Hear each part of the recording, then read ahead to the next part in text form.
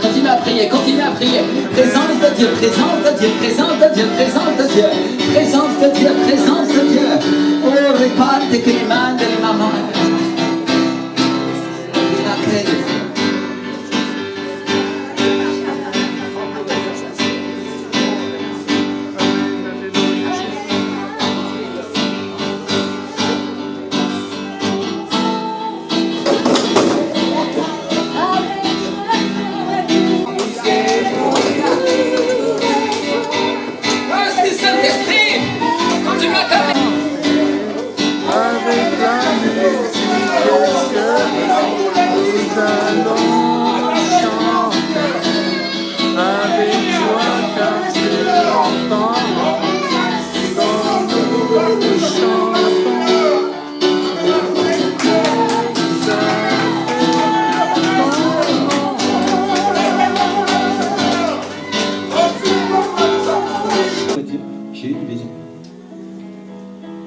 Je voyais un aigle.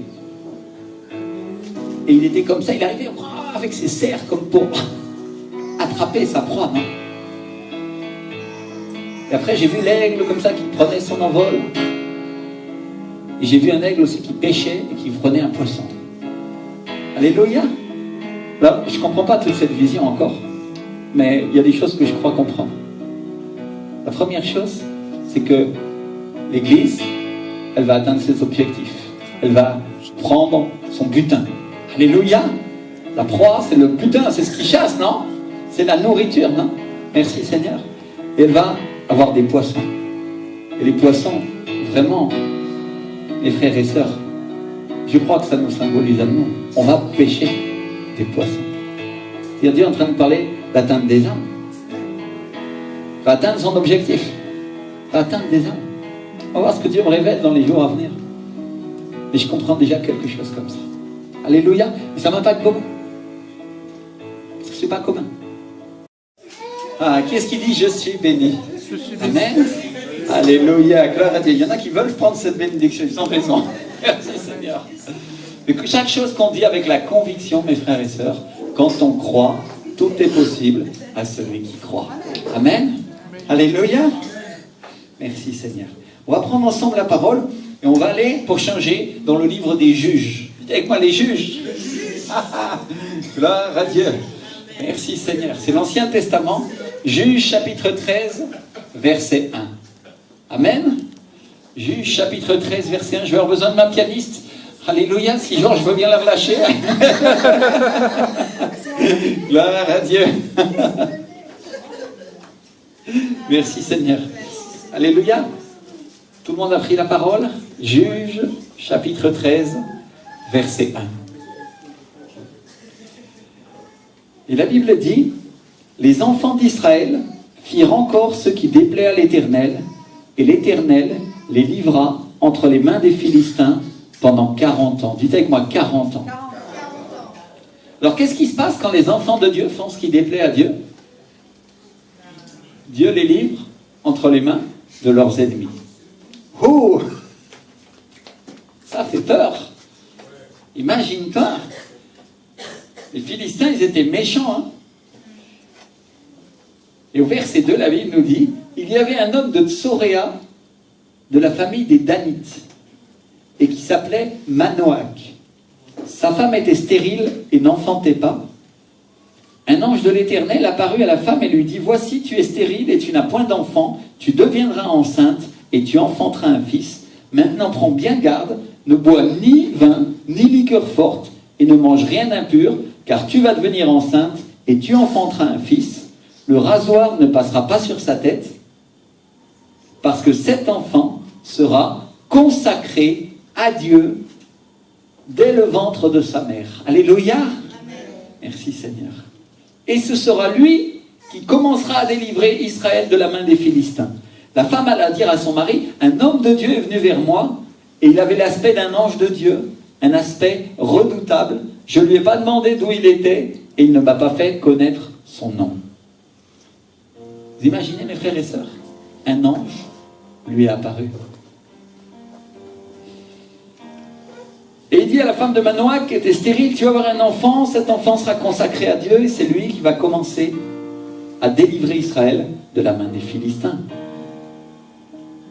T'imagines, tu ne peux pas avoir d'enfant et un ange descend du ciel et il te dit maintenant tu vas être enceinte. Combien savent que Dieu fait ce genre de choses?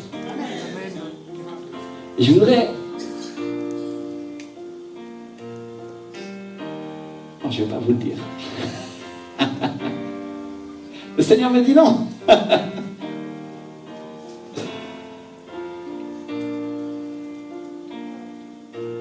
Et donc Manoach, il ne savait pas quoi faire avec ce que lui racontait sa femme. Parce que tellement ça lui a paru dingue, il a commencé à prier, à dire, ah Seigneur, que l'homme de Dieu que tu as envoyé vienne encore vers nous.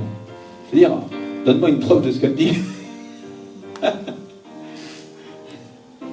Et qui nous enseigne ce que nous devons faire pour l'enfant qui naîtra. Et l'ange est apparu à sa femme une deuxième fois. Et ce coup-là, la Bible dit qu'elle est partie chercher son mari. Elle dit, viens, viens.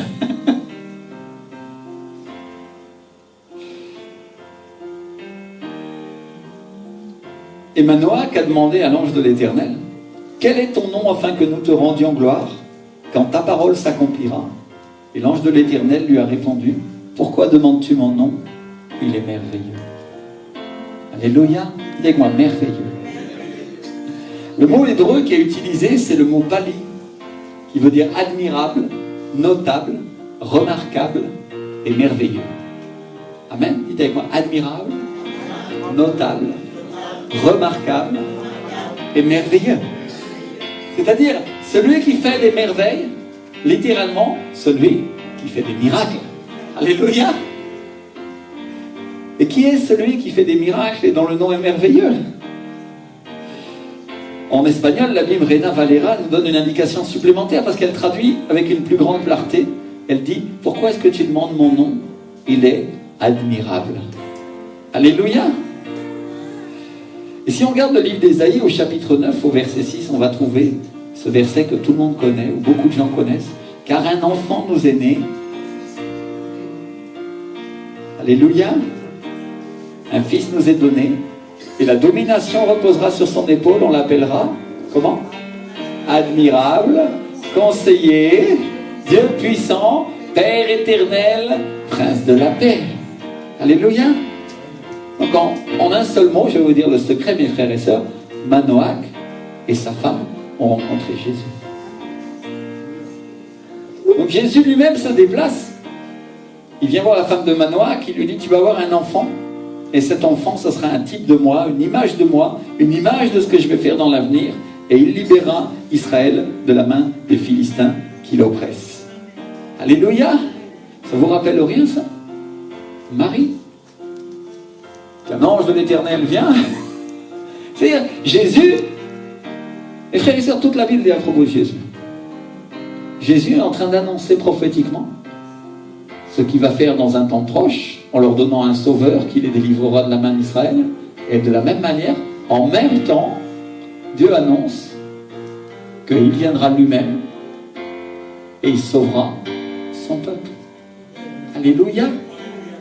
D'abord Israël, ensuite les gentils. Amen. Vous voyez comment Jésus est? Il annonce des choses pour un temps donné, qui sont une image des choses qu'il va faire après, en plus fort. Alléluia. Et il y a une autre chose qui se passe, si on regarde bien la parole, on se rend compte que le peuple de Dieu pêche et que Dieu le livre entre les mains de ses ennemis, les Philistins.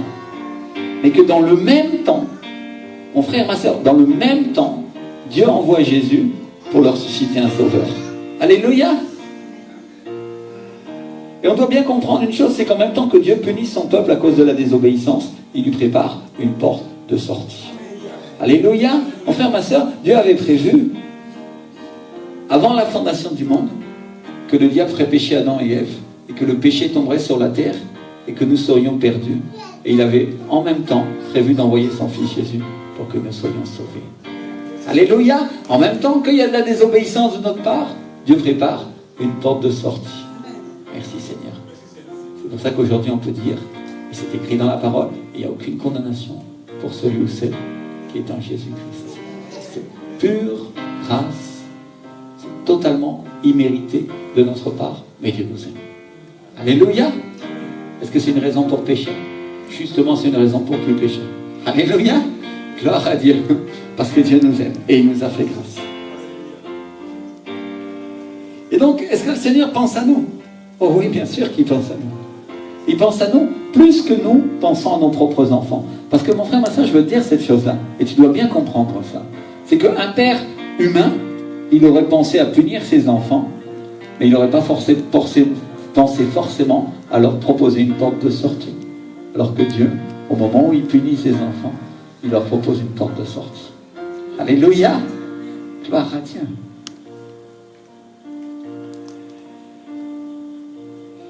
Et donc Samson, c'est une image du Sauveur qui devait venir pour nous, Jésus-Christ de Nazareth.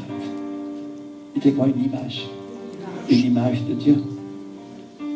Personne qui a réellement existé et qui annonçait par sa vie, prophétiquement, que Jésus viendrait et une partie de ce qu'il ferait. Alléluia! Et tu vas trouver beaucoup d'autres personnages de la Bible qui annoncent encore une autre partie de ce que Jésus allait faire. Et de ce qu'il continue à faire pour nous, et encore de ce qu'il fera dans les derniers temps. C'est très riche la parole. Et donc la Bible dit que Samson est descendu avec son père et sa mère à Timna, et qu'ils sont arrivés aux villes de Timna. On trouve ça dans le livre de Juges, au chapitre 14, versets 5 à 6. Si vous tournez un peu la page. Et la Bible dit, voici un jeune lion rugissant vint à sa rencontre, et l'Esprit de l'Éternel saisit Samson. Dites quoi, l'Esprit de Dieu a saisi Samson. Alléluia, il s'est emparé de lui. Et la Bible dit que, sans rien avoir à la main, Samson a déchiré le lion comme on déchire un chevreau, et qu'il n'a rien dit à son père et à sa mère de ce qu'il a fait. Vous imaginez, mes frères et sœurs? Quelqu'un est déjà allé au zoo? Vous avez vu un lion? Qu'est-ce que c'est? Vous descendez dans la cage, je vais donner à manger. 250 kilos de muscles avec des griffes et des dents qui peuvent te laminer, te déchirer en deux. Moi, je descends pas, hein. Et Samson, lui, saisi par le Saint-Esprit, attrape le lion et il le déchire en deux, comme on déchire un chevreau. Un chevreau, c'est un bébé chèvre. Déjà, il faut de la force pour déchirer un bébé chèvre, mais lui, il prend le lion et il fait pareil. Crac! Il fait quoi? Force de Dieu. Force surnaturelle du Saint-Esprit. Alléluia! Combien savent que Dieu nous donne la force? Toi, tout à l'heure, tu vas venir me voir parce que j'ai quelque chose à te dire de la part du Seigneur. Alléluia! Il y a quoi la force? Alléluia! Merci Seigneur. Et donc la Bible ne dit pas que Samson a fait appel à Dieu. Elle ne dit pas qu'il a invoqué l'Éternel. Non, non. Elle dit le Saint-Esprit a saisi Samson. Dites quoi, saisi? Saisir, ça veut dire prendre par surprise. Il s'empare de toi et d'un seul coup, il te transforme en une autre personne qui a la puissance de Dieu. Alléluia! Est-ce que la puissance était à Samson? Oh non. La puissance était à Dieu. Samson n'était qu'un homme. Comme toi et moi. Mais quand le Saint-Esprit vient sur une personne, mon frère, ma soeur, il te rend capable de déchirer tous tes ennemis. Le lion, c'est l'exemple d'un type de démon, n'est-ce pas? Ça veut dire quand la puissance de l'Esprit du Seigneur est sur ta vie, quand le Saint-Esprit s'empare de toi, il se rend capable de chasser des démons et de les déchirer en deux et de leur ordonner de partir. Alléluia! Alors déchirer en deux, c'est littéral, hein? C'est pas que tu déchires l'esprit, c'est que tu l'écrases, c'est ça que ça veut dire, n'est-ce pas? Amen? Alléluia! Tu as la puissance. Est-ce que cette puissance vient de toi? Oh non. Elle vient de qui? De Jésus. Elle vient de l'Esprit de Jésus, le Saint-Esprit. Amen. Alléluia. Merci Seigneur. Et c'est la même force qu'a saisi David quand la Bible dit qu'il a tué le lion et l'ours à main nue. Qui a déjà vu ça? Quand il va se présenter pour combattre contre Goliath, il dit, quand j'étais berger c'est un pasteur, le lion et l'ours venaient attaquer mon troupeau, et je les saisissais à main nue. Alléluia! La même force, la même puissance, l'Esprit du Seigneur venant sur lui, l'Esprit du Seigneur venant sur Samson. Et le lion et l'ours, c'est aussi des bêtes sauvages, c'est des prédateurs et sont aussi des types de démons. Quand la Bible nous parle des bêtes sauvages de la terre, elle nous parle des démons. Alléluia. Quand tu lis « sera livré aux bêtes sauvages de la terre », c'est littéral et c'est spirituel aussi. Pourquoi? Parce que l'Ancien Testament, c'est une image, c'est l'ombre des choses à venir. Alléluia. Je vais le redire pour ceux qui n'ont pas l'habitude de l'entendre, mais il y avait un temple de pierre. Avant, il y avait une tente, n'est-ce pas? Et aujourd'hui, Dieu s'est fait un temple à 2 pattes, à 2 pieds, à 2 oreilles, à 2 yeux. C'est nous sommes remplis du Saint-Esprit, nous sommes le temple de Dieu, du Dieu vivant. Alléluia.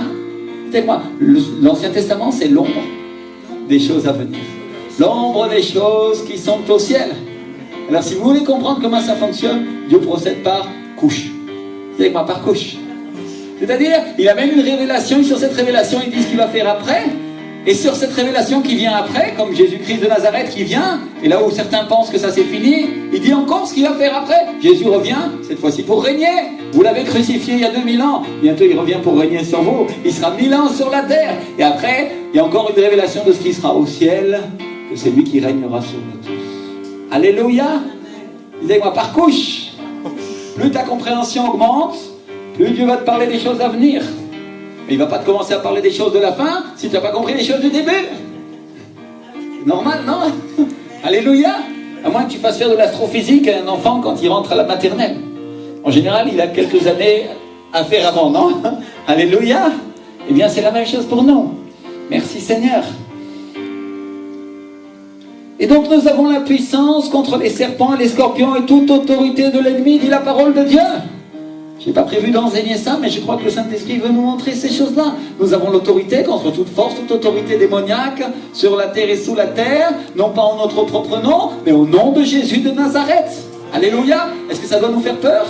Non, c'est eux qui devraient avoir peur. Alléluia. Parce que le Seigneur est avec nous. Ça veut dire que si demain il y a des cris dans l'église, s'il y a des démons qui sont en train de parler en criant, t'enfuis pas mon frère, ma soeur. T'es pas un couard. Tu es un serviteur de Dieu. Alors tu dis qu'au nom de Jésus de Nazareth, cet esprit doit partir. Alléluia. Et s'il te menace, si tu entends ces menaces dans sa voix ou dans ton esprit, c'est pas la faute de la personne, c'est la faute de cet esprit-là. N'aie pas peur de lui, te dit le Seigneur. Alléluia.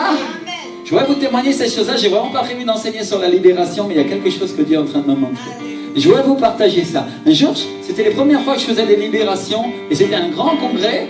Et on était avec 3 personnes, on nous amenait des gens qui étaient... Vous savez, pendant la louange, des fois, les démons se manifestent. La plupart du temps, le Saint-Esprit vient, et comme tout à l'heure, les gens sont remplis de la présence de Dieu, et waouh, gloire à Dieu. Non, mais si la personne a un démon qui est caché en elle, et que Dieu veut la libérer, cet esprit se manifeste. C'est pas toujours la faute de la personne, souvent parce qu'elle a péché, des fois ça arrive à certains chrétiens, et Dieu les aime et veut les libérer, c'est-à-dire qu'on ne doit pas les juger. Alléluia. Parce que Dieu nous fait grâce que nous ne soyons pas pris comme ça, parce que nous obéissons et nous cherchons Dieu de tout notre cœur. Amen. Et quand des fois on se dévie un peu, il y a des petits problèmes, alors Dieu va les corriger, il va ramener la personne sur le chemin et elle va être bénie. Alléluia. Mais je voudrais vous partager ça, c'est quelque chose de tout à fait pratique. On était 3 et on ne savait pas trop comment faire. Et on a commencé, on nous a dit, il faut menacer un par un parce que sinon c'est le bazar. C'est vrai qu'il y a une question d'autorité, non? Si tout le monde parle en même temps, le démon il ne sait plus où tourner de la tête, non? C'est qui le chef ici, non? Alors on le fait, chacun notre tour. Au nom de Jésus de Nazareth, sors de cette personne, lâche-la. Ça, c'est comme ça. On respecte les autorités de l'église, non? Et il y a une chose qui est arrivée, parce qu'on était 2 ou 3, et le pasteur était en train de menacer le démon, et le démon parlait par la bouche de la... C'était une jeune fille. Mon frère, ma soeur, la jeune fille, elle avait une 20aine d'années, très, très jolie, très mignonne, t'aurais jamais pensé. 4 personnes ne la tenaient pas. Le diable aussi, il a une force surnaturelle, non? Mais Dieu a une force surnaturelle plus grande. Alléluia. Et elle menaçait les gens par la bouche, et elle leur disait, je suis le diable. Et le pasteur lui disait, non, tu n'es pas le diable. Tu es un démon. Je te ferai sortir, et tu partiras au nom de Jésus. Et moi, j'étais là et j'apprenais. J'avoue que ça fiche un peu la trouille, non? Tu te dis, ouh. Et vous savez quoi? Cet esprit-là, il m'a menacé dans mon esprit, pendant qu'il menaçait le pasteur avec la bouche de la fille. Dans mon esprit, il me parlait à moi, il me disait, tu n'auras pas de pouvoir pour moi, sur moi, parce que toi, tu fais tel péché, ceci et cela. Ouh, j'ai commencé à avoir peur. Et le Saint-Esprit en moi, il a pris la puissance, il a pris la force, il a dit, non, non, qu'une condamnation de celui qui est en Jésus-Christ. J'ai commencé à prendre l'autorité, j'ai dit, tu ne feras rien du tout, tu t'en vas au nom de Jésus. La Bible dit que le diable est menteur et père du mensonge. Donc il va essayer de vous intimider, il va essayer de faire peur. Il fait peur à certains chrétiens en leur disant, oh, il se passe des choses bizarres dans cette église, non? J'en ai vu qui sont partis en courant des fois. Parce que quand l'Esprit du Seigneur est là, il y a la joie, n'est-ce pas? Alléluia. Mais quand il y a un démon qui se manifeste, ça fait peur. Et le Seigneur te dit, ne crains pas. Alléluia. Je voudrais que tout le monde soit fort quand ça se passe, ces choses-là, et vous êtes en train d'appuyer votre pasteur, et vous dites, au nom de Jésus de Nazareth, tu lâches cette personne au nom de Jésus. Alléluia. Et si la louange continue, on continue à adorer le Seigneur, on ne se laisse pas perturber par un esprit qui fait ce genre de choses, on adore le Seigneur, et cet esprit-là doit partir. Amen. Alléluia. Gloire à Dieu. J'avais vraiment pas prévu d'enseigner ça à la libération. Donc Samson grandit, et il fait un désastre. Dieu lui met dans le cœur d'épouser une fille des Philistins. Et à cause d'une énigme qu'il leur propose, il a une dispute avec eux pendant les noces. Et quand plus tard il revient chercher la femme, je vous le fais en résumé parce que l'histoire est vraiment très longue. Eh bien, les Philistins ont donné sa femme au garçon d'honneur. Imaginez-vous. Et Samson dit, cette fois, je ne serai pas coupable envers les Philistins si je leur fais du mal. Et l'Ancien Testament, ça rigolait pas, hein, c'était... Aujourd'hui, on n'est plus contre la chair et le sang, n'est-ce pas? On vient de parler de contre qui nous luttons. Et à l'époque, c'était physique. C'était quoi, physique? Aujourd'hui, c'est spirituel. C'est l'image des choses à venir. Les ennemis d'Israël, les Philistins, etc., etc., sont les images des esprits qui assaillent l'Église et que nous chassons. Au nom de Jésus de Nazareth.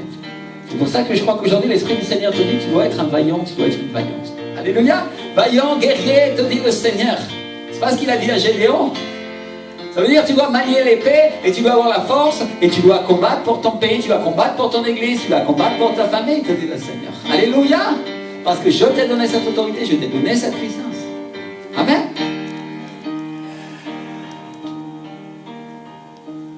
Et donc, Samson, il part, il attrape 300 renards. Dites avec moi des renards. Il prend des torches, il les attache queue à queue. Je ne vous dis pas le bazar, hein. C'est-à-dire qu'il faut attraper les 300 renards. Et après, ça a dû lui prendre du temps. Il a mis des torches entre les queues. Et la Bible dit qu'il les a lâchés dans les champs de blé des Philistins. Alors vous imaginez les deux renards en train de brûler de leur queue, là, comment ils devaient se débattre et pousser des cris affreux. Et ils ont couru sûrement dans tout le champ. Et ils ont mis le feu quasiment à tout le pays, mon frère, ma soeur. Et je vais te dire ces choses-là. Ça, c'est quelque chose de très dur qu'il a fait. Parce qu'en réalité, à cette époque-là, c'est encore le cas aujourd'hui, on vit à cause de l'agriculture. Imagine que demain, il y a un ennemi qui vient, il brûle tout notre pays et il n'y a plus rien à manger.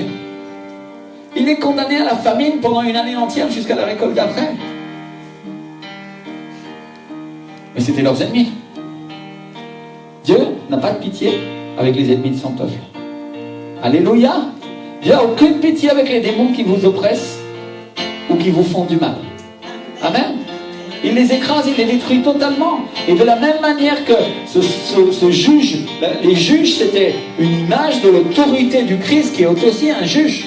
C'était des ministères à l'époque. Aujourd'hui, on a des pasteurs, on a des prophètes, on a des docteurs de la parole, on a des évangélistes, on a les 5 ministères, n'est-ce pas? On a l'apôtre. Alléluia.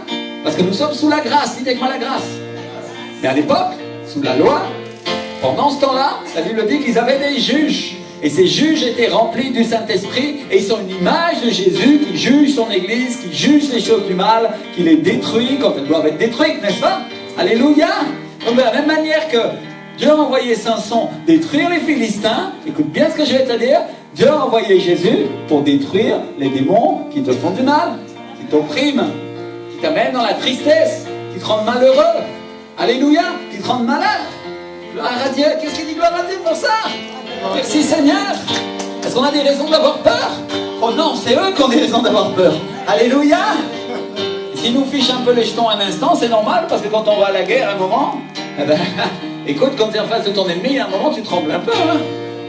Hein? Parce qu'il a une puissance surnaturelle et tu dis, moi, je ne vais rien pouvoir faire. Alors, je vais te dire cette chose-là, mon frère, ma soeur. Un esprit du mal, tu ne le détruiras pas avec un revolver, un magnum. Non, je ne connais pas grand-chose, mais... ou une kalachnikov. Tu tires pas sur un esprit, ça lui passe à travers, tu vois. Par contre, si tu dis au nom de Jésus et par le sang de Jésus, tu vas voir, Tu vas voir comment il va pousser des cris, il va se tordre. Ah non. Parce que là, tu es en train de parler de l'autorité du Seigneur.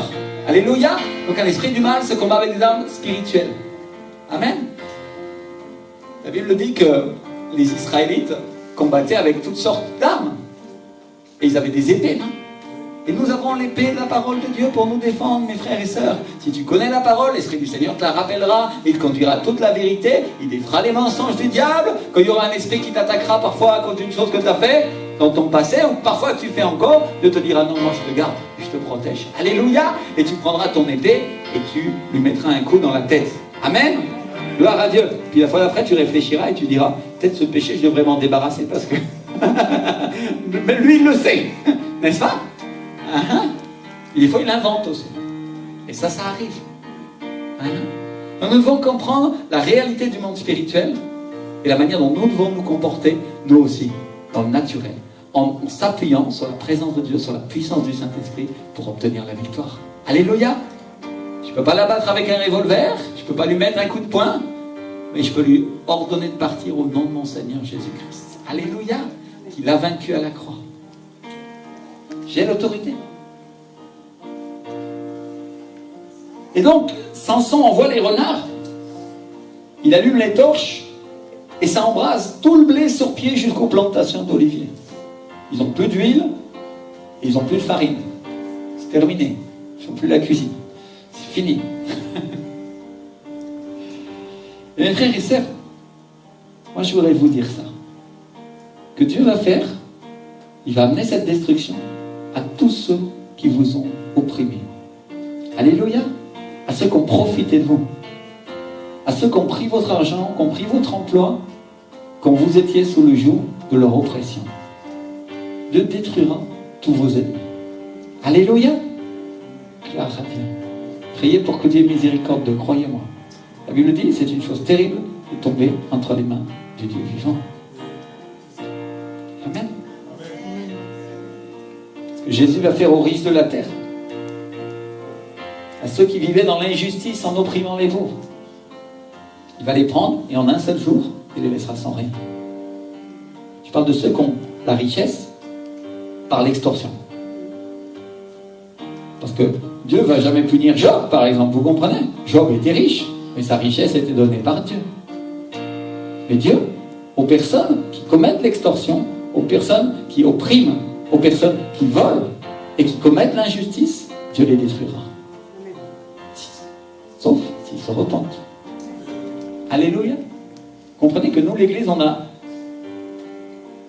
la capacité et la mission de témoigner à ces gens pour leur dire, le Seigneur vous aime, rejoignez-nous plutôt. Demandez pardon au Seigneur, comme j'ai été pardonné, tu peux te pardonner toi aussi. Amen.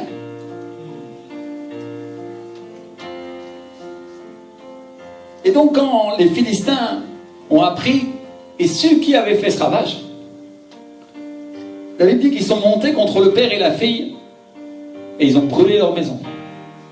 Et ils les ont brûlés avec.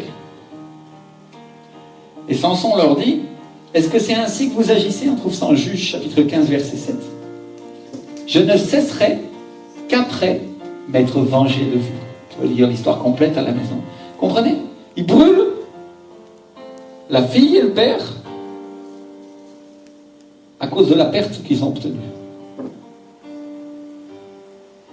Et donc les Philistins ont opprimé le peuple d'Israël et ils prenaient un jugement de Dieu en pleine figure. Un jugement de Dieu qui était en faveur du peuple d'Israël. Pourtant, on vient de dire au départ que c'est le peuple d'Israël qui avait péché et Dieu avait envoyé leurs ennemis contre eux, n'est-ce pas? Et pour répondre à ce jugement, au lieu de se repentir, au lieu de demander pardon à Dieu, ils répondent en commettant une injustice encore plus grande. Combien ont vu ça déjà dans la vie naturelle?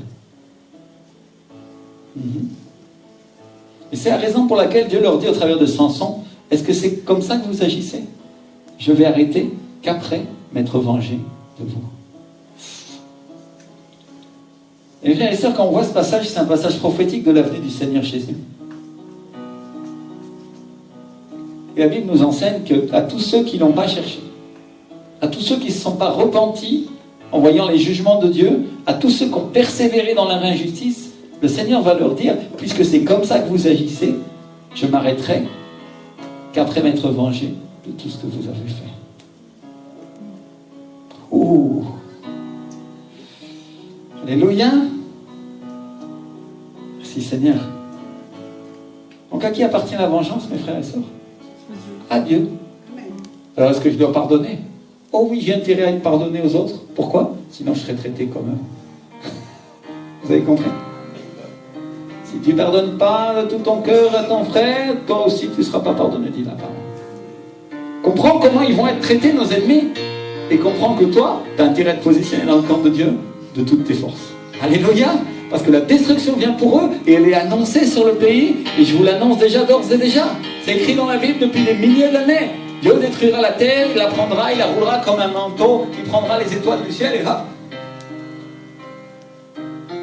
Et il nous donnera à nous un nouveau ciel et une nouvelle terre. C'est Seigneur. Mais avant, il va se passer pas mal de choses.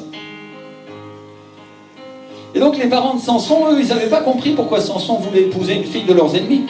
Et ils n'approuvaient pas. Et avec raison. Disez avec moi, avec raison. Et la Bible dit en Juge chapitre 14, verset 4, son père et sa mère ne savaient pas que ça venait de l'Éternel, car Samson cherchait une occasion de dispute de la part des Philistins. En ce temps-là, les Philistins dominaient sur Israël. Dites avec moi, à cette époque, les Philistins dominaient sur Israël. Mon frère, ma soeur, pendant que les Philistins dominent sur l'Église, le peuple est opprimé. Et à partir du moment où Dieu envoie son sauveur, où il envoie un juge sur l'Église, qu'est-ce qui se passe? La situation se retourne en notre faveur. Alléluia! Merci Seigneur. Donc il y a des gens ici qui ont été oppressés. Et je leur dis de la part du Seigneur, le Seigneur va changer, il va transformer la situation en votre faveur. Alléluia. Il y a des personnes qui ont été dans des troubles, dans des lamentations et dans des difficultés personnelles. Et l'Esprit du Seigneur vous dit, j'agirai en votre faveur, je marcherai pour vous, vous dit le Seigneur. Alléluia. Gloire à Dieu. Merci Seigneur. Donc Dieu voulait les libérer du joug de leurs ennemis. Ça veut dire qu'ils dominaient sur le pays. Israël, c'était un pays sous occupation. Et quand on a un pays qui vit sous l'occupation de ses ennemis, ça veut dire que quoi que je veuille faire, je suis obligé de demander à mes ennemis l'autorisation de le faire. Et Israël, c'était pas un pays libre, c'était un pays opprimé. Qu'est-ce qui se passe quand on vit dans un pays occupé, mon frère, ma soeur? Ton pays continue de produire, tu continues de travailler, mais ton salaire, ta nourriture et toutes tes richesses partent pour tes ennemis. C'était le peuple de Dieu. L'Ancien Testament, c'est l'ombre des choses à venir. Ça, c'est l'image de l'Église qui, quand elle a péché, se fait voler toutes ses richesses par les ennemis qui sont des démons. Est-ce que Dieu les punira par plus forte raison, mon frère, ma soeur? Bien sûr qu'il le fera. Alléluia! Gloire à Dieu!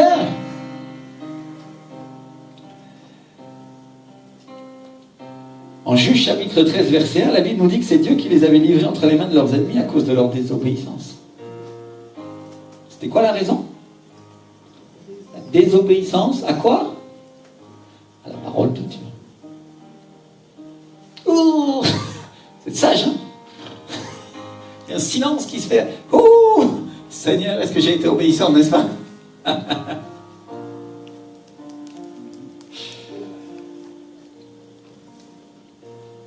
Donc Samson, c'est l'homme que Dieu a suscité pour sauver Israël de la main de ses ennemis. Une figure de Christ. Une image du Seigneur. La Bible dit en Juge, chapitre 2, verset 16, « L'Éternel suscita des juges, afin qu'il les délivrasse de la main de ceux qui les pillaient. » Dites avec moi des juges. Pourquoi il suscite des juges? Pour les délivrer de qui? De ceux qui les volent, de ceux qui les pillent. Alléluia! Il y a des démons qui pillent tes finances. Dieu va susciter un juge, Jésus-Christ de Nazareth, pour arrêter cette oppression sur ta vie. Alléluia! N'est-ce pas? Alléluia! Elle est arrivée parfois à cause de ta désobéissance. Elle est arrivée parfois parce que tu ne savais pas. Et l'ennemi t'a trompé.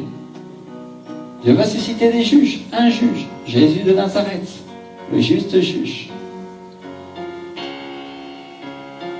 Othoniel, Ehud, Samgar, Déborah, Gédéon, Jephthé et Samson, ce sont des juges. C'était l'époque des juges. Alléluia. Du coup, comme Samson, il avait brûlé leur récolte, les Philistins, ils ne se sont pas mis en marche. Non, ils se sont mis en marche plutôt, excusez-moi. et ils ont campé à Juda pour venir chercher Samson. Ils sont venus pour l'attraper. Et la Bible dit que 3000 hommes de Juda sont montés pour le lier et le remettre aux Philistins.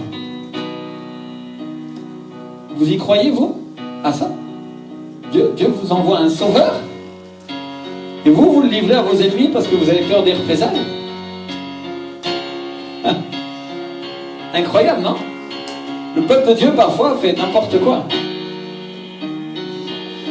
Et la Bible dit qu'ils sont venus, ils lui ont dit: est-ce que tu ne sais pas que les Philistins dominent sur nous? Qu'as-tu donc fait, Samson? Tu te rends pas compte, tu vas nous faire tuer? C'est ça qu'ils étaient en train de lui dire. Écoute, on va t'attraper, on va te livrer, comme ça nous on va être épargnés. Non. Mon frère, ma soeur, il arrive parfois que le peuple de Dieu a plus peur de ce que le diable va faire que de ce que Dieu a la puissance de faire.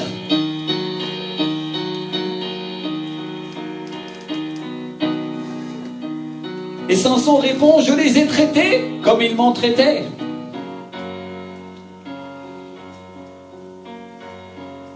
Et mes frères et sœurs, il y a un parallèle entre la vie de Samson, la vie de Joseph et la vie de Jésus.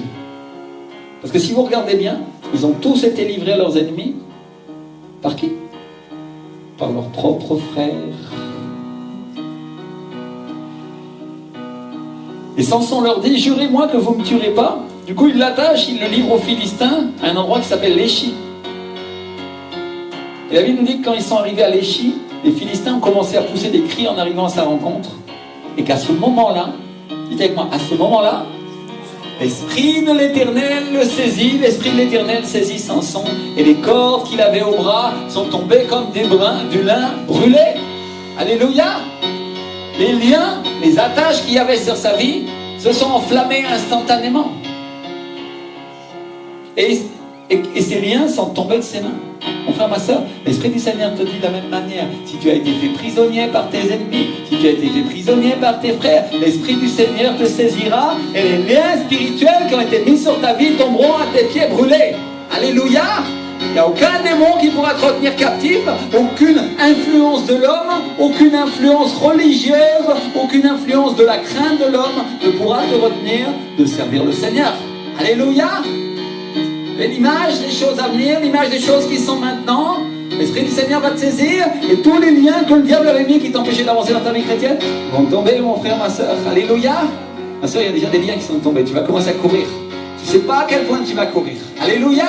Il y a d'autres personnes qui vont se lever dans cette église et elles vont commencer à courir avec elles et l'Esprit du Seigneur va se saisir d'elles et elles vont s'emparer des récoltes des ennemis. Alléluia! Nous allons saisir ce qui appartenait au diable et nous allons le ramener à l'église parce que ça appartient à Dieu. Parce que Dieu nous l'a donné à nous avant. Et pendant que nous n'étions pas obéissants, le diable est venu et il nous a volé. Alléluia! Et Jésus va faire que tu vas reprendre ses richesses. Amen. Merci Seigneur.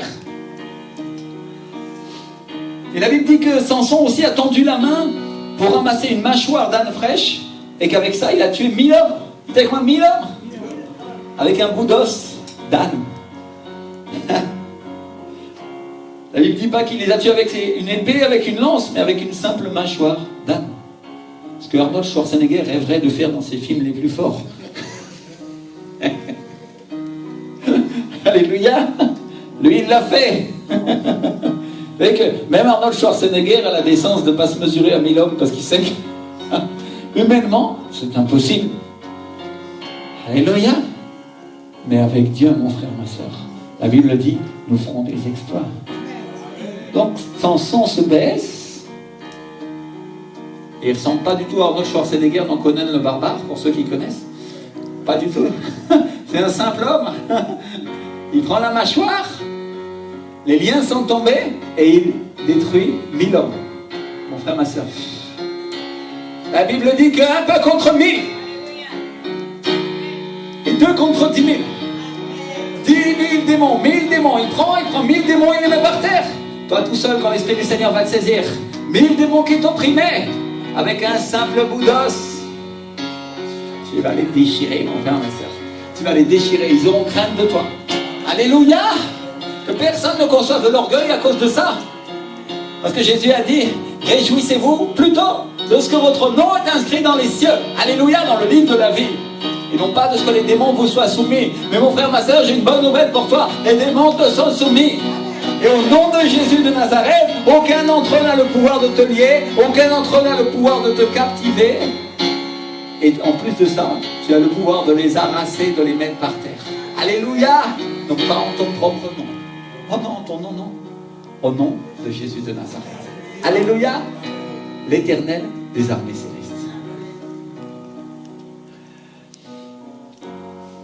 Donc quand l'Esprit du Seigneur tombe sur nous, qu'est-ce qui se passe? Nous allons vaincre tous nos ennemis.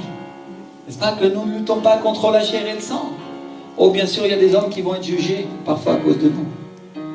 Priez le Seigneur qu'il ait miséricorde de leur vie. Vous savez comment on comprend la parole tout d'un coup?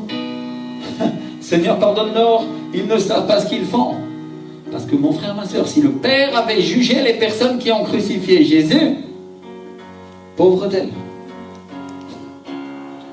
Quand même, il y a un jugement qui est tombé sur les Juifs. Jérusalem a été détruite. Le temple a été détruit par l'empereur Claude, je crois. N'est-ce pas? Non, non, pas lui. Ou vous dites une bêtise. Non, c'était Néron. Hein? Il a détruit complètement. Alléluia. Il y a eu une destruction.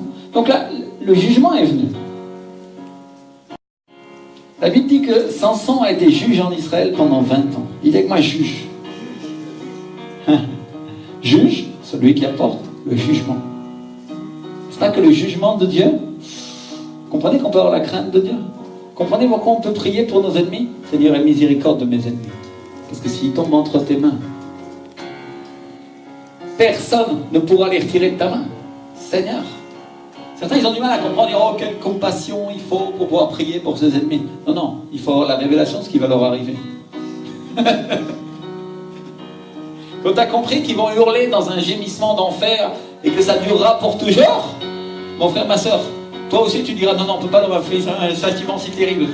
Seigneur, tu vas commencer à pleurer pour eux, Seigneur, et miséricorde de leur vie, que ça ne leur arrive pas, parce que la Bible dit que leur verbe c'est un point. Alléluia, parce que tu sauras ce qui va leur arriver. Vous comprenez pourquoi il y a des gens qui peuvent donner leur vie parfois pour leurs ennemis? Parce que Dieu leur montre ce qui va leur arriver.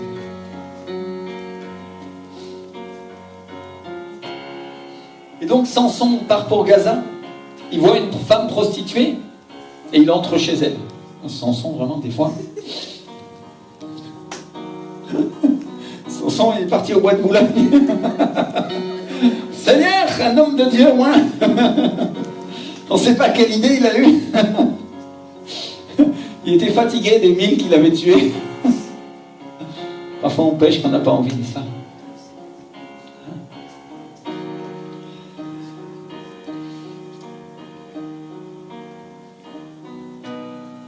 Et les gens de Gaza, ils ont appris que Samson était là. Et ils sont restés cachés toute la nuit en disant, au point du jour, nous le tuerons. Et que l'ennemi, parfois, il attend son heure, il attend son moment. Et mon frère, ma soeur, quand est-ce que les gens sont montés pour attraper Jésus, pour aller le crucifier? Et quand le coq a chanté, Pierre a trahi Jésus. 3 fois alors qu'il ne voulait pas, parce qu'il avait peur. Prophétique, ce qui reste passé plus tard.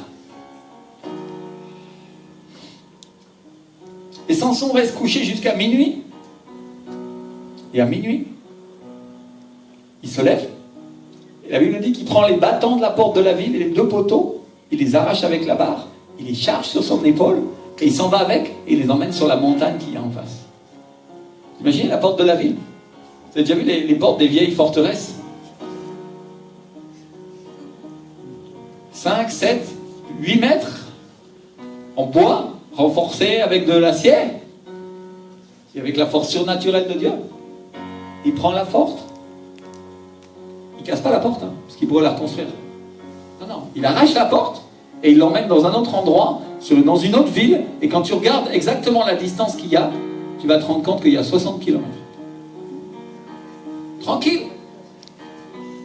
Tu sais qu'il y a eu le film où Arnold Schwarzenegger, il transporte un bout de bois comme ça, là. Vous avez vu ça?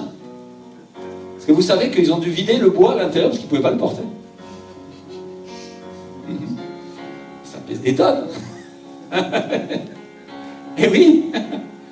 Donc même l'homme le plus fort du monde ne peut pas faire ça. Mais Jésus, oui. Et Samson, revêtu de l'esprit, oui. C'est une image du chrétien, de la chrétienne d'aujourd'hui, qui, revêtu de la personne du Saint-Esprit, va faire ce que le Seigneur annonce. Il a dit, il brisera pour vous des verrous de bronze. Vous avez déjà vu ça? Il va abattre les portes, les forteresses de tes ennemis, mon frère, ma sœur. Toute forteresse, toute hauteur, toute principauté qui s'élevait contre toi, la Bible dit que le Saint-Esprit tombera sur ta vie et tu la détruiras. Alléluia. Jésus va venir et il va détruire tout ce qui te tenait captif et il va arracher les portes de tes ennemis, l'endroit dans lequel tu ne pouvais pas les atteindre. Forteresse. Alléluia. T'as bien compris, hein? Oh oui. L'Esprit du Seigneur va venir pour ça. Et les ennemis qui t'opprimaient vont être détruits. Amen. Là, il y a des personnes qui sont en train de recevoir. Elles commencent à comprendre, d'avoir la révélation de ce qui va se passer dans leur vie. Toute l'oppression, en un instant, va tomber. Amen. Là, si, Seigneur. Et la Bible dit qu'après ça, Samson, il a aimé une femme qui s'appelait Dalila dans la vallée de Sorek. Samson, vraiment.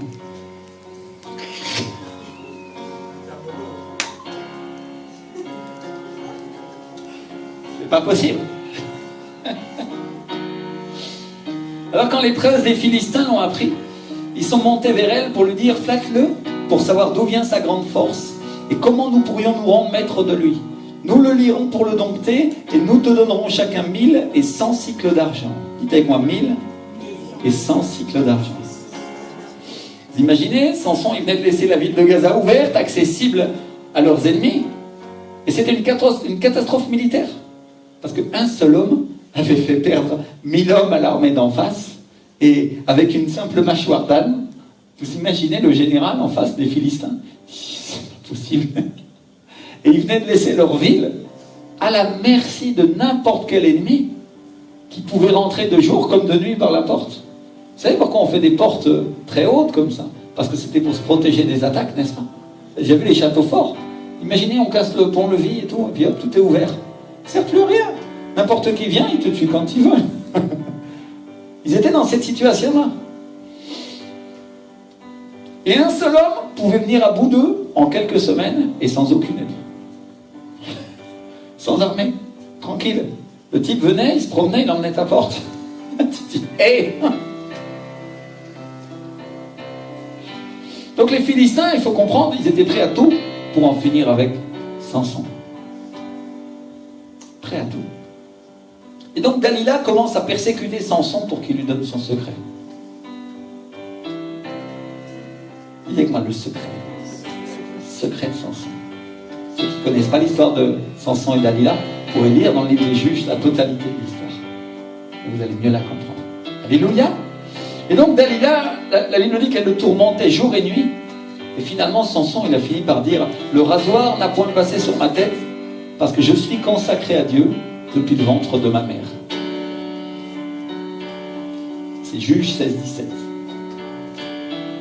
Dans la nouvelle traduction seconde, la Bible traduit « Je suis nazir depuis le ventre de ma mère ». Nazir. Pas nazir. Le naziréat, c'est un temps que Dieu a prévu dans sa parole pour une personne qui veut se consacrer à lui. Dites avec moi, se consacrer. Alléluia. Vous avez trouvé ça en Nombre, chapitre 6, verset 2. Un passage qui parle du naziréat, qui est le temps qu'une personne passe pour se consacrer à Dieu. Vous allez voir que quand Paul va à Jérusalem pour se faire raser la tête et respecter les traditions,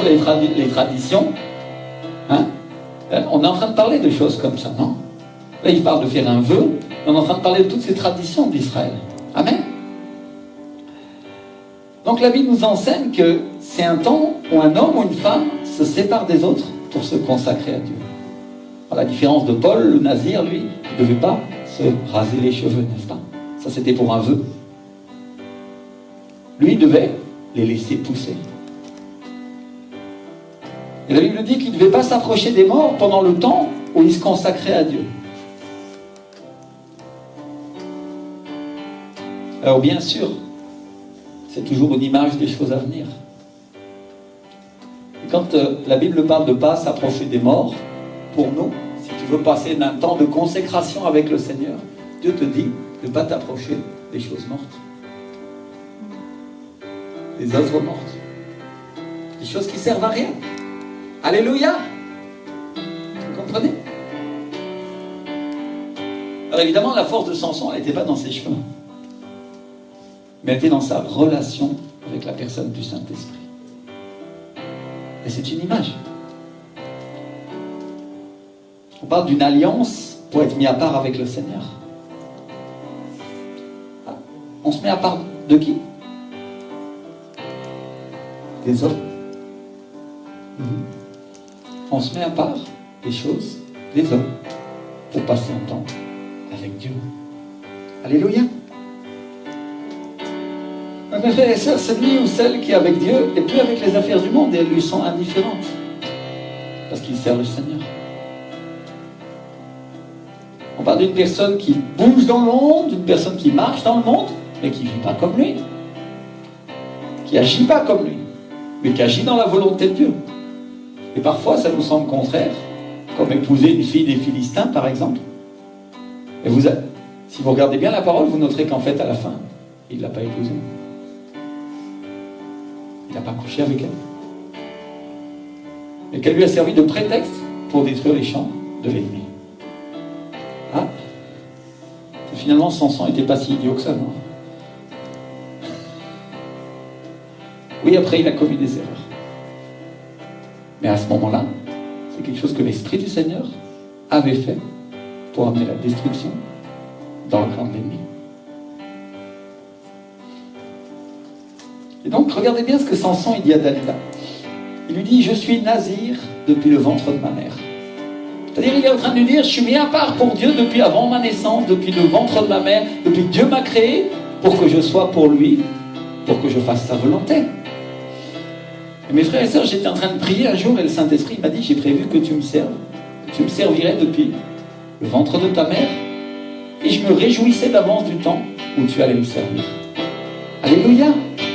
Donc mes frères et sœurs, je suis venu vous dire cette chose-là aujourd'hui. Dieu a un plan pour vous et il a un temps de consécration pour vous. Alléluia. Il a prévu votre consécration depuis le ventre de votre maman. Depuis le temps où il vous a créé avant que le ciel et la terre soient faits. Il savait qu'un jour, vous viendriez à lui. Et à partir de ce moment-là, vous vous mettriez à part pour lui et pour le servir. À part des choses du monde. Amen. Donc les parents de Samson étaient juifs, ils respectaient la loi. Ils venaient d'avoir la visite de l'ange qui leur dit le rasoir ne passera pas sur sa tête, il sera consacré à Dieu dès sa jeunesse. Et comme cet enfant était un nazir, ses parents ont respecté la volonté de Dieu. Ils lui ont jamais coupé les cheveux. La Bible dit qu'il avait 7 tresses. Ouais, parce qu'il avait des cheveux. Tu coupes jamais les cheveux. Mais 7, c'est le chiffre de Dieu, de la perfection divine. Alléluia. Donc ce numéro de tresse nous apprend quelque chose. Il était parfaitement consacré. Parfaitement de la perfection de Dieu. Alléluia. La Bible nous dit que depuis ce temps-là, il n'y a aucun ennemi qui arrivait à venir à bout de Samson. Et donc, mes frères et sœurs, Dieu a mis cette chose-là dans la parole pour que nous comprenions quelque chose. Il y a un message caché pour nous depuis avant la fondation du monde et qui nous dit que nous serons mis à part pour Dieu, nous serons totalement écartés des choses du monde quand notre consécration sera parfaite. Alléluia. À partir de ce moment-là, il n'y a plus aucun ennemi qui pourra venir à bout de toi. Amen. Dites avec moi, consacré. Mis à part pour Dieu. Alléluia. À part des choses du monde, à part des choses de cette vie. Est-ce que ça veut dire que je vais m'enfermer dans un monastère? Bien sûr que non. Ça veut dire que je ne vais pas m'occuper des choses du monde, je vais m'occuper des affaires de mon Père. Alléluia. C'est ça que ça veut dire. Et qu'est-ce que Dalila fait avec cette information? La Bible dit qu'elle l'a endormi sur ses genoux, qu'elle a appelé un homme et qu'elle a rasé les 7 tresses de Samson. Et qu'à partir de ce moment-là, elle a commencé à le dompter parce qu'il perdit sa force. C'est comment il perdit sa force. Comprenez ce qui s'est passé? Une fois qu'elle coupe les cheveux de Samson, la force surnaturelle du Saint-Esprit s'en va. Il perd la force de Dieu. Et donc il y a un enseignement à tirer, mon frère, ma soeur, dans ce passage. C'est que quand notre ennemi arrive à abattre notre consécration, il obtient facilement la victoire sur nous. Vous saviez ça? Et il y a un autre point qui attire mon attention dans ce passage, c'est que Dalila l'a endormi. Il dit quoi, endormi? Sûrement tu vas te dire, comment un homme de guerre comme Samson, qui s'est baladé avec la porte de son ennemi, qui a tué 1000 personnes, c'était un général de l'armée céleste, non? Comment il a réussi à se laisser endormir par cette femme? Comment il ne s'est pas réveillé quand on lui a coupé les cheveux? Comment il n'a pas senti l'homme entrer dans la pièce? Parce qu'on peut imaginer qu'il lui faisait confiance. Il faisait confiance à Dalila. Pourtant, ce n'était pas sa femme. Et elle n'était même pas de son peuple. Et la Bible nous dit, maudit soit l'homme qui se confie en l'homme.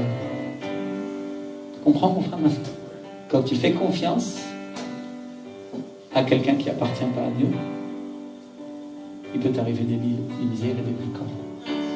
Et même quand tu fais confiance à l'homme et non pas à Dieu, c'est la même chose. Même si c'est un chrétien. Donc on tombe sous la malédiction. Quand je confie en l'homme plutôt qu'en Dieu, je tombe sous la malédiction. Ça, c'est ce qui arrive à la plupart des chrétiens qui écoutent les discours des hommes ou qui s'appuient sur les arguments du monde. Tôt ou tard, ils finissent par tomber.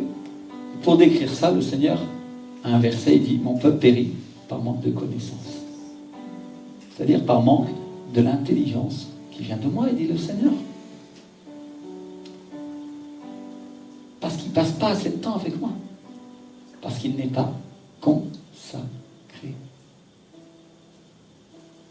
Peut-être tu diras, comment est-ce qu'elle a fait pour endormir Samson? La Bible ne le dit pas.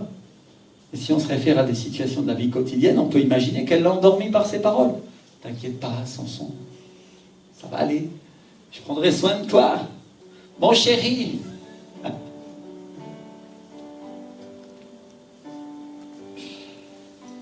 T'inquiète pas. Mais c'est pas pour t'embêter. On veut savoir pourquoi tu te comportes comme ça. Pourquoi tu vas à l'église tous les dimanches. Pourquoi tu passes autant de temps dans la prière. Pourquoi tu es tellement consacré. C'est quoi ton problème?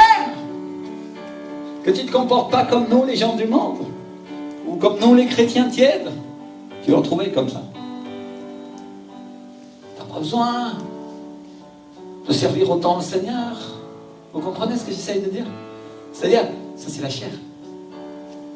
Dalila le faisait avec un, comment on dit, à proposito, à proposito, avec un objet. Elle le faisait exprès, avec un objectif, pour le perdre. Et on voit bien comment elle a procédé. Elle lui dit, est-ce que tu m'aimes pas? Si tu m'aimais, tu partagerais tout avec moi. Elle avait le poignard derrière là. Influence, manipulation, chantage, pression, pour que tu sois comme le monde, et pas comme la Bible où le Saint-Esprit te dit que tu dois être.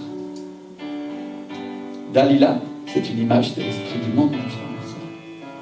Et il agit au travers des personnes qui veulent bien se laisser influencer par lui. Celui qui a des oreilles pour entendre aujourd'hui. Dalila, c'est une image de l'esprit du monde qui influence les hommes et les femmes de Dieu pour pas qu'ils passent du temps avec le Seigneur et qu'ils se consacrent à lui. Et il agit au travers des personnes qui veulent bien se laisser utiliser par lui. Ça inclut des personnes dans l'église, mon frère, ma soeur. Et tu verras que ces personnes dans l'église sont des personnes qui elles-mêmes ne sont pas consacrées ou ont une apparence de consécration. Des fois, elles sont très apparentes. Tu as l'impression que c'est la personne la plus consacrée. Et ça ne l'est pas. Vous voyez à combien on a besoin du Saint-Esprit, mes frères et sœurs? Seigneur!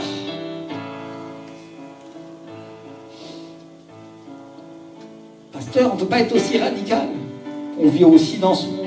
On doit être accepté par ce monde. Oui, oui. Bientôt, tu vas coucher dans les bras de Dalila, toi aussi.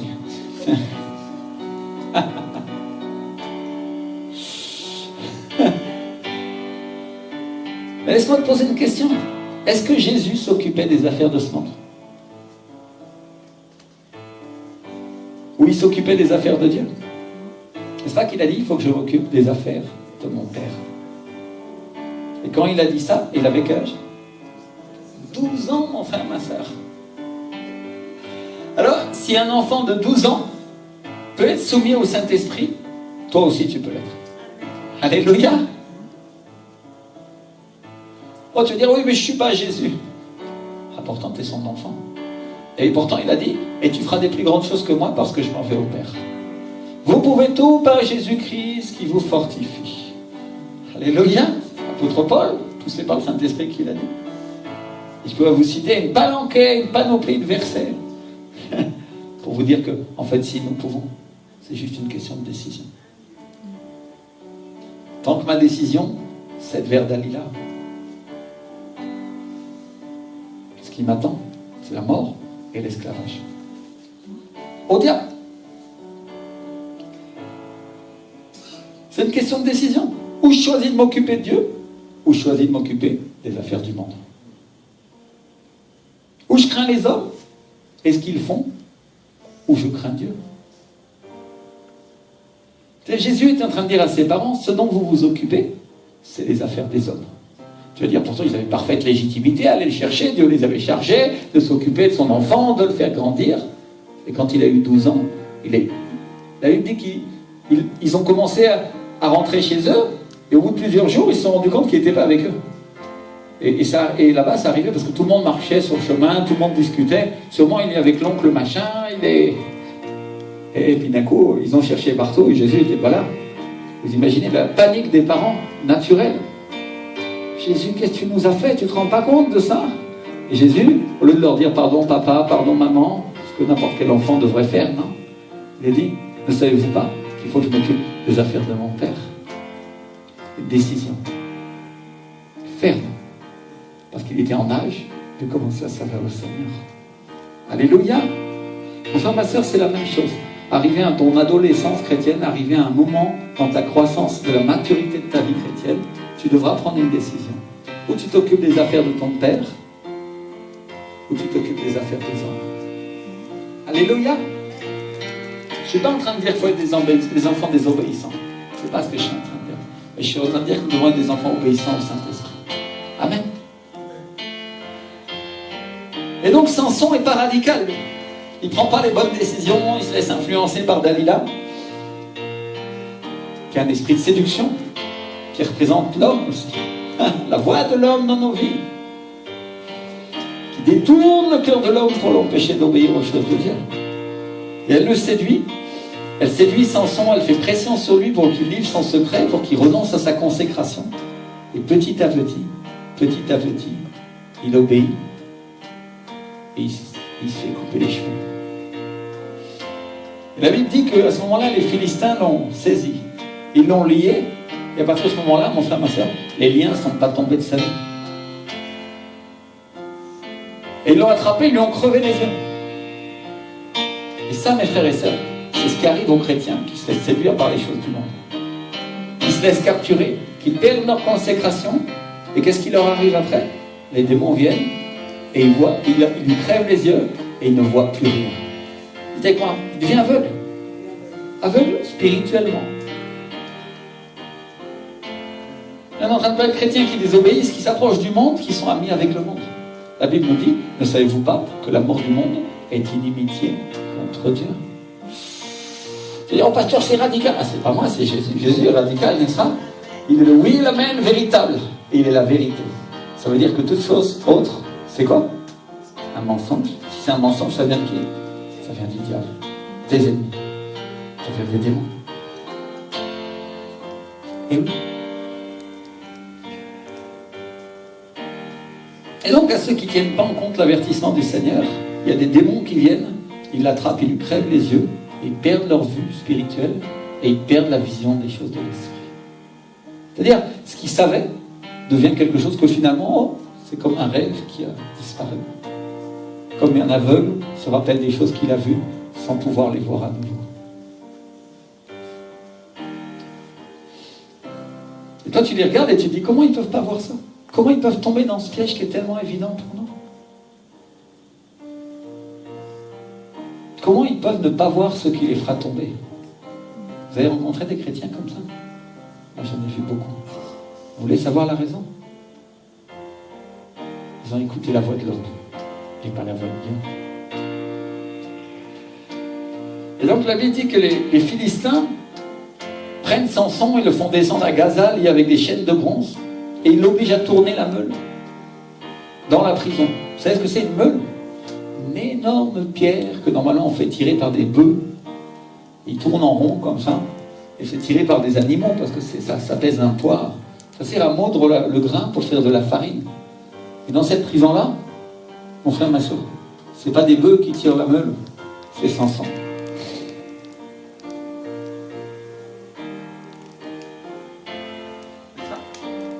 Samson. Si j'avais su, Seigneur, si j'avais su. Et donc Samson, il passe de l'état d'un homme de Dieu invincible à un simple mortel, prisonnier, esclave, condamné aux travaux forcés. Condamné à faire le travail d'une bête, juste parce qu'on a réussi à lui voler quoi? Sa consécration. C'est ce qui nous arrive quand on pêche parfois. On veut se défendre contre nos ennemis et puis d'un coup on ne trouve plus la même puissance. Ça vous est arrivé? Ah, moi ça m'est arrivé. Tu dis, Seigneur, où il est l'esprit? Tu dis, ah, je voudrais chasser ces esprits-là, j'y arrive pas. Pourquoi? Parce que je perds ma consécration. Et la même parole avec laquelle on a confondu nos adversaires la veille, aujourd'hui n'est plus là. La puissance de Dieu qui nous donne le calme et la paix et l'autorité disparaît. Et non seulement nos ennemis semblent dominer sur nous, mais ils commencent vraiment à dominer sur nos vies. Et à ce moment-là, mon frère, ma soeur, il n'est pas trop tard. Parce que les ennemis ne t'ont pas encore capturé. Il est encore temps de te repentir. Alléluia! Il est encore temps de demander pardon au Seigneur, de reconnaître et de dire, Seigneur, pardonne-moi. J'ai eu tort. J'ai été désobéissant. Je te demande pardon, Seigneur. C'est encore temps de te sauver avant que ton ennemi vienne. Et quand tu fais ça, le Saint-Esprit revient sur ta vie. Et les capacités surnaturelles de Dieu commencent à revenir. Alléluia! Et l'autorité du Seigneur commence à se faire entendre à nouveau dans ta bouche. Amen. Et s'il y a des liens spirituels qui ont été placés sur toi, on parle de péché, on parle de choses comme ça, le feu du Saint-Esprit commence à les consumer. Alléluia! Parce que tu t'es repenti, parce que tu as demandé pardon, parce que tu t'es tourné vers Dieu encore une autre fois. Dieu dit oui, j'accepte le sang de mon Fils Jésus-Christ. Alléluia! Merci Seigneur. Donc Samson était dans la prison, et la Bible nous dit en Juge 16, 22, cependant, les cheveux de sa tête recommençaient à croître depuis qu'il a été rasé. Dites avec moi, il recommençait à pousser. Alléluia! Tournait la meule, mais d'un seul coup, il s'est tourné à nouveau vers Dieu, non? Et les cheveux ont commencé à repousser. L'image d'un chrétien qui a été capturé par l'ennemi, capturé par le diable, capturé par le monde, capturé par des esprits qui l'amenaient à le pousser dans le péché. Et il commence à dire, Seigneur, vraiment j'ai eu tort. Et sa consécration commence à revenir. Alléluia! Et le miracle surnaturel de Dieu, tu peux être pris par le diable, tu peux être pris par des démons un instant, et Dieu, à un autre instant, va faire que ta consécration revienne si tu te tournes vers lui. Amen. Et les princes des Philistins ont commencé à s'assembler pour offrir un sacrifice à leur dieu Dagon, un faux dieu. Et ils se réjouissaient et commençaient à dire, notre Dieu a livré entre nos mains Samson, notre ennemi. Imaginez la fête qu'ils faisaient. Ils célébraient leur Dieu. Et la Bible dit en Juge 7, 25 qu'on appelle Samson et qu'il nous divertisse. N'est-ce pas? Voilà ce que les princes des Philistins ont dit. Allez chercher le Samson dans sa prison. Celui qui nous a arraché la porte, qui a tué les 1000 hommes. Regardez qui il est maintenant. Il n'est plus personne. Et on va se moquer de lui maintenant. Vous imaginez le grand Samson, la terreur des Philistins qui était devenu un jouet, un bouffon avec lequel ils allaient s'amuser à ses dépens. Seigneur. Ils le font sortir de la prison. Et la Bible dit qu'ils l'ont placé entre les colonnes du temple. Et comme Samson était aveugle parce que les Philistins lui avaient crevé les yeux, il a dit au jeune homme qu'il tenait par la main, il a dit, laisse-moi afin que je puisse toucher les colonnes sur lesquelles repose la maison et m'appuyer contre elle. Et le temple était rempli, là il y avait 3000 personnes sur le toit, et tous les princes des Philistins étaient là. Et Samson, la Bible dit qu'il a invoqué l'Éternel. Il a dit, Seigneur éternel, souviens-toi de moi, je te prie, ô Dieu, donne-moi de la force seulement cette fois, et que d'un seul coup, je tire vengeance des Philistins pour mes 2 yeux. Alléluia. Et la Bible dit qu'il a pris appui sur les colonnes sur lesquelles reposait la maison, et il a dit que je meurs avec les Philistins. Il s'est penché fortement, et la maison est tombée sur les princes, et sur tout le peuple qui y était. Mon frère, ma sœur, le temple de Dagon, le temple du Dieu étranger, le temple des faux dieux des Philistins, s'est effondré sur la totalité de l'assistance, parce que la puissance du Saint-Esprit est revenue sur Samson, et il a mis par terre les colonnes porteuses. Alléluia. Mon frère, ma soeur, la Bible dit qu'en un seul jour, il a tué tous les ennemis qui étaient réunis dans le temple, les princes et tous ceux qui s'y trouvaient. Et au verset 30, elle nous dit que ceux qu'il fit périr à sa mort furent plus nombreux que ceux qu'il avait tués pendant toute sa vie. Alléluia. Une prière à Dieu. Donc Dieu accorde une grande victoire à Samson. Il lui accorde une grande victoire. Et une victoire plus grande au travers de sa mort que la victoire qu'il avait remportée au travers de sa vie. Dans la Bible, il y a 2 hommes qui ont accompli plus au travers de leur mort que de leur vie. Le premier, c'est Samson, qu'on a fini avec la totalité des princes philistins et une grande partie de ses ennemis le jour de sa mort. Et le deuxième, c'est Jésus, qui a vaincu le diable. Et il nous a apporté la possibilité d'être sauvés parce qu'il a payé le prix à la croix. Alléluia. Dites avec moi, plus dans sa mort qu'au travers de toute sa vie. Amen. Donc peut-être certains ils vont nous dire aujourd'hui, comment est-ce qu'un homme comme Samson, rempli du Saint-Esprit, il a pu finir comme ça, prisonnier de ses ennemis? Parce que quand on a les yeux crevés, mon frère, ma soeur, on ne voit plus rien. On perd la vision, on ne peut plus rien faire. Et si Samson n'avait pas compté sur la grâce de Dieu et sur sa miséricorde, il en serait encore dans sa prison avec la meule, n'est-ce pas? Et il n'aurait pas obtenu une si grande victoire. Donc Samson, tout homme de Dieu qu'il était, a commis des erreurs. Dites-moi des erreurs. Et nous, comme enfants de Dieu, on doit apprendre de ces erreurs. Amen. Et c'est pour ça que Dieu les a mis dans la Bible. Il les a mis pour que nous les voyions. Et l'erreur de Samson, c'est d'avoir livré son secret et sa vie à Dalila. Une femme qui lui plaisait, mais qui n'était pas de son peuple, parce qu'elle était philistine. Et dont le cœur n'était pas avec lui. Ah. Tu crois qu'en épousant un infidèle, son cœur sera avec toi? L'ombre et la lumière ne peuvent pas partager ensemble. Et même si en apparence, elle faisait tout pour lui montrer le contraire. Dalila, c'était pas sa femme. C'est une femme qu'il a rencontrée et on imagine qu'il l'a aimée sincèrement. Et au verset 5, au chapitre 16, la Bible nous dit que Dalila avait été payée par les princes de la confédération des Philistins pour le tromper et pour obtenir son secret pour le vaincre. Il lui avait promis chacun 1100 cycles d'argent. Ça fait au total 5500 pièces d'argent pour la totalité des 5 princes philistins. Beaucoup d'argent. Et donc une femme astucieuse, motivée par l'argent, a commencé à le harceler. Tous les jours, parce que elle voulait savoir, elle était payée pour savoir quel était le secret de Samson. Elle a utilisé tous les moyens qu'une femme peut avoir à sa disposition. Chantage, pardon mesdames, colère, séduction, dans le mauvais sens des termes, la manipulation. Tout était bon pour obtenir le secret de Samson. Voilà comment une personne qui appartient au monde est capable d'agir pour détruire un homme ou une femme de Dieu. C'est valable à l'envers. En Juge 16-15, elle dit « Comment tu peux dire je t'aime puisque ton cœur n'est pas avec moi ?» Vous voyez, ce qui est intéressant, c'est qu'elle accuse Samson d'une chose qu'elle fait elle-même. Moi, tu ne m'as pas déclaré d'où vient ta grande force. Et comme tous les jours, elle le tourmentait, l'importunait par ses instances. La Bible dit que son âme s'impatienta à la mort. Il lui a ouvert son cœur et il lui a tout raconté. Un homme tellement persécuté, tellement ennuyé par sa femme, qu'il a fini par lui livrer le secret qu'il n'aurait pas dû lui livrer.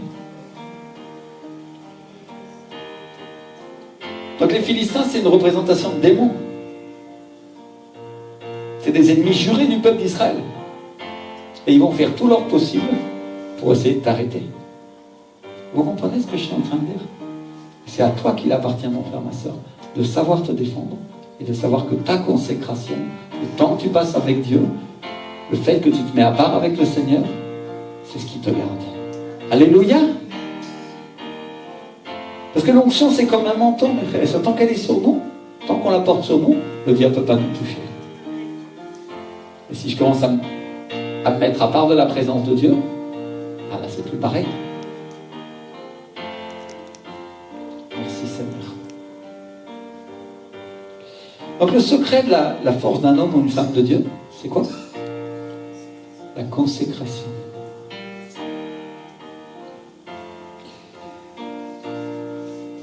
Et donc ils ont fait tout leur possible pour essayer de le détruire. Et ils ont failli y arriver. Et Dieu, dans sa grâce, dans sa miséricorde, a fait qu'à la fin de sa vie, malgré tout ça, il a abattu plus de gens qu'il en avait tué dans toute sa vie. Amen. Donc il y a un espoir pour les chrétiens, même pour celui qui s'est éloigné de Dieu pendant des années. Si aujourd'hui tu dis, ça fait des années, et jamais je me suis remis avec le Seigneur comme j'aurais dû me remettre, Dieu peut te donner encore la force et la consécration. Et encore une fois, tu peux abattre plus d'ennemis, même au travers de ta mort, qu'au travers de toute ta vie. Alléluia. Daniel, il lui est arrivé la même chose, parce que quand Dieu avait décidé de le prospérer, comme il va faire avec chacun d'entre nous, la Bible dit que les ministres et les gens qui l'entouraient, ils ont commencé à chercher comment ils allaient faire pour pouvoir le détruire. Et que comme ils ne trouvaient pas de faille, mais qu'ils s'étaient rendu compte que Daniel priait 3 fois par jour, dites moi 3 fois, et que c'était le secret de sa forteresse, c'était d'être avec Dieu, c'était le Seigneur. Alors ils ont fait édicter une loi qui interdisait d'adorer un autre Dieu que le roi. Je voudrais que vous compreniez cette chose-là. Il y a une manière pour essayer d'empêcher les drogués ou les addicts de continuer à prendre de la drogue. Et vous savez comment on fait? Au fur et à mesure, on leur en enlève. Alléluia. Et plus on en enlève, ça s'appelle le sevrage, et plus l'addiction commence à s'en aller. N'est-ce pas? Et mon frère, ma soeur, le diable savait que Daniel, c'était un grand addict au Saint-Esprit. Il était complètement drogué de lui, dans le bon sens du terme. Il avait besoin de la présence de Dieu. Il savait que sans Dieu, il ne pouvait pas vivre. Alors vous savez ce qu'il a fait? Il a essayé d'abattre sa consécration. Le temps qu'il passait avec Dieu, pour qu'il s'éloigne de lui, progressivement, et qu'à la fin, il puisse le vaincre.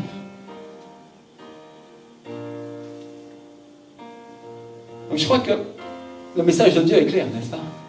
Si nous voulons être sous la protection du Seigneur, nous devons protéger notre consécration.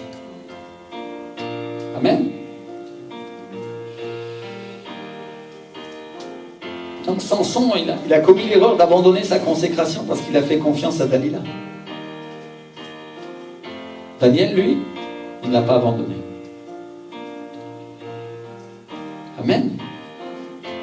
Merci Seigneur. Je voudrais qu'on passe un instant simplement parce que je ne me suis pas consacré. Si je n'ai pas passé du temps avec toi comme j'aurais dû le faire, je te demande pardon, mon Dieu. Je te demande pardon, Seigneur. J'ai besoin de cette consécration, Seigneur. J'ai besoin de cette huile qui vient du Saint-Esprit, Seigneur, pour que tu m'accordes la victoire contre le diable. Seigneur, je te prie pas seulement pour moi. Je te prie pour toutes les personnes qui vont être bénies au travers de moi, Seigneur. Au travers de mon ministère. Au travers de ma vie. Et mon frère, ma soeur, peut-être tu es dans l'église et tu dis, j'ai pas de ministère. Et je vais te dire une chose, peut-être tu ne seras pas un pasteur, peut-être tu ne seras pas un prophète, mais Dieu a un ministère, il a un travail pour toi. Il a un travail pour toi dans cette église. Et la question que tu dois te poser aujourd'hui, c'est Seigneur, est-ce que je me consacre assez à toi? Est-ce que je suis assez avec toi, Seigneur? Est-ce que je passe assez de temps avec toi, mon Dieu? Comment ça dire, Seigneur, mon Dieu? J'ai soif, j'ai faim de ta présence, Seigneur. Si Daniel te priait 3 fois par jour, Seigneur, 3 fois par jour, il ouvrait les fenêtres, qui sont une représentation de notre âme. Il se tournait vers le ciel, vers Jérusalem, et il priait. Seigneur, aujourd'hui, nous voulons nous tourner vers la Jérusalem céleste, Seigneur, où tu te tiens assis sur le trône, et prier et dire, Seigneur, aide-nous à faire attention à notre consécration. Aide-nous, Seigneur. Aide-moi, Saint-Esprit. Aide-moi. Aide-moi, Seigneur. Aide-moi, mon Dieu. Alléluia. Donc, mon frère, ma soeur, si tu te consacres, tu ne seras pas abattu. Et l'ennemi ne t'aura pas facilement. Et aujourd'hui, le Seigneur te dit la chose suivante. Si tu passes du temps dans ma présence, tu auras de la force. Et les forces ne te manqueront pas. Alléluia. Merci Seigneur.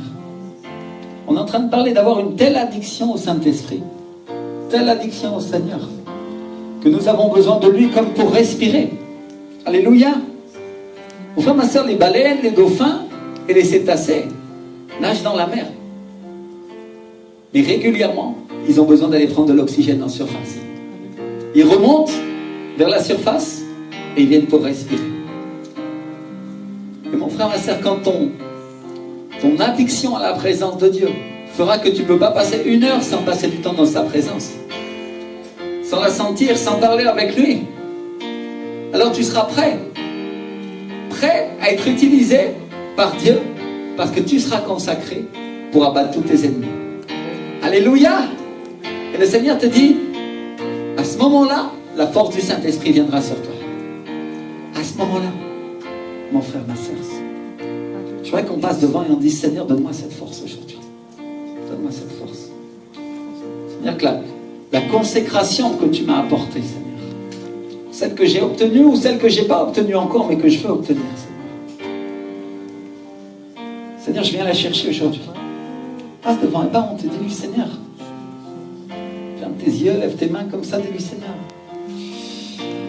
je veux être comme Daniel et je ne veux pas commettre les erreurs de Samson, Seigneur. Je veux être cet homme, cette femme, amoureux du Saint-Esprit, amoureux de ta présence, Seigneur.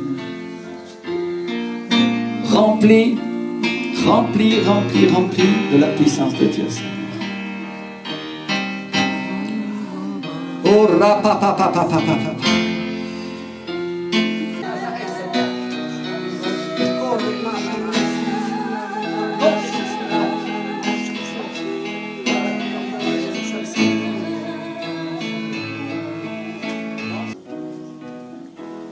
Qui dit que Jésus est comme un sacrificateur sur sa maison, n'est-ce pas? Alléluia. Combien savent que nous ici, nous sommes des sacrificateurs? Un royaume de prêtres. Et nous sommes sacrificateurs sur notre maison. Les chefs de famille sont sacrificateurs sur la famille et sur leur propre vie. Ceux qui sont célibataires, sur leur propre vie. Alléluia. Lève les mains comme ça. Dis, Seigneur, je suis un sacrificateur avec toi. Seigneur, nous t'exaltons et nous bénissons ton Saint. Amen. Toi, dis Seigneur, on finit ce culte comme ça. Nous t'exaltons, Seigneur. Nous t'adorons. Le centre de vie de la foi, Seigneur. Aujourd'hui, Seigneur, nous sommes très contents, Seigneur, de tout ce que tu as fait pour nous. Et nous sommes contents de ce que tu vas faire demain, Seigneur. Nous te bénissons au nom de Jésus. Alléluia. Je vous bénis, mes frères et sœurs. Passez un bon dimanche. Rentrez dans la paix et avec la joie. Amen.